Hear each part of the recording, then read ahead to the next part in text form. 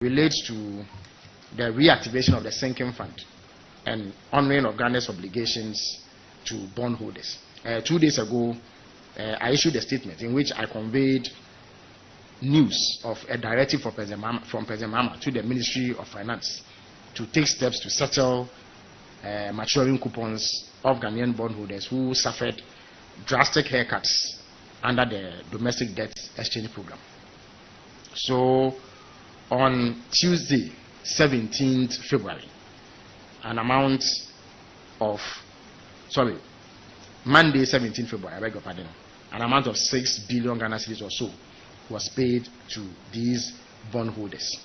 Now, subsequent to the announcement of these payments and the announcement that the sinking fund has been reactivated, we have had some rebuttals from the NPP, whose officials have claimed that we have been able to do that as a government only because they left some buffers, and that it is not because of any specific intervention from President Mahama.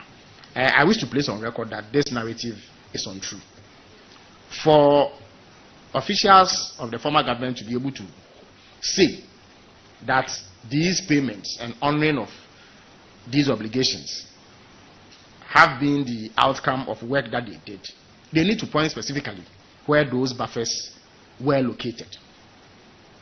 Because in order to be able to pay the money, you need to find it and lodge it somewhere. That is what you call a buffer, pending payment at a given date. Now, what we call the sinking fund, for short, is actually known as the debt service reserve account. That is where money is kept pending the payment of bondholders and other creditors. Now, this debt service reserve account has a cedi component and a dollar component. In other words, there are two accounts, one denominated in cedis, the other denominated in dollars. So because it is an account, it is possible to obtain a statement of account which shows you transactions over a certain period. So if the NPP officials are saying that we are able to pay these monies because they left money in the sinking fund, it should reflect when you take a cursory look at the statement of account. I have the statement of account before me. It is a voluminous document which shows all transactions that have occurred in the account over a certain period. Now, if you look at the dollar-denominated debt service reserve account, the records will show that the last time under the NPP, when there was a movement in the account, was 22nd October 2024.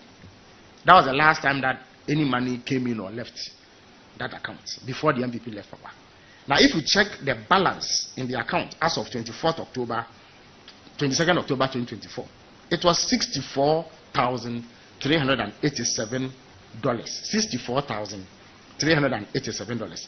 We are talking about payments within the range of 6 billion Ghana cedis. And you and I know that $64,000 cannot amount to 6 billion Ghana cedis. Indeed, if you did a rough conversion using an exchange rate of 15 cedis, I'm sure you will get something in the region of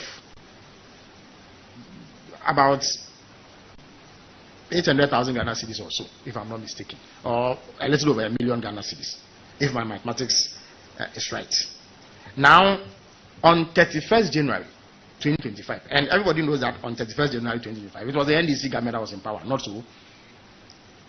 An amount of $96,915,182 was lodged in the account by the finance minister. And it is clear where that money came from. It did not come from anything that the NPP had left in that account. Let me repeat it. The last time that there was any movement in the debt service recovery account, reserve account, I beg your pardon, under the NPP was 22nd October 2024. The balance on that day in the account was $64,387. The next time there was a movement was 31st January 2025.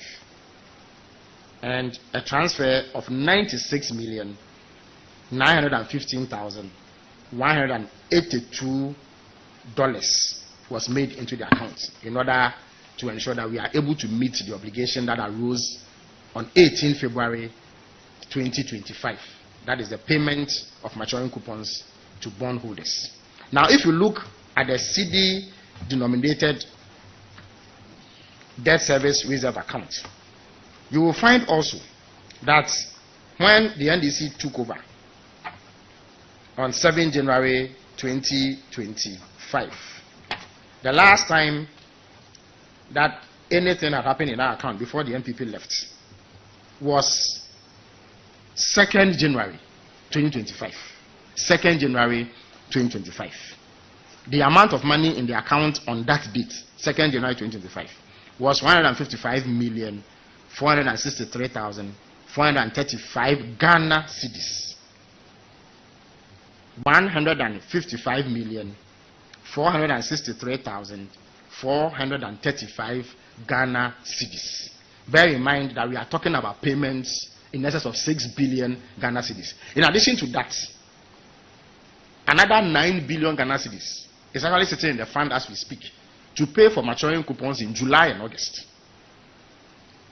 If you put it together, that is 15 billion Ghana cedis. Yet the balance when the NPP was sleeping was 155 million Ghana cedis. So how could they possibly say that they were the ones who built the buffer? What kind of buffer is this? If you have obligations amounting to 15 billion Ghana cedis, is the buffer you need for that 155 million Ghana cedis? And if you check the statement of account, which I'm willing to show you, you will see movements of monies into the account starting from somewhere around 23rd January 2025 by this government. And that is the reason why we were able to honor the obligations that arose from the domestic debt exchange program. As I speak to you, as of yesterday, 17th February 2025, the balance in the account was 9,270,537,727.67 cedis. That is the balance, and this balance is there as a buffer against debt service obligations in July and August this year. So it is clear on the basis of available facts and evidence that the claim by members of the NPP administration, which just left power, that we are able to honor these obligations because of buffers they built, is completely untrue.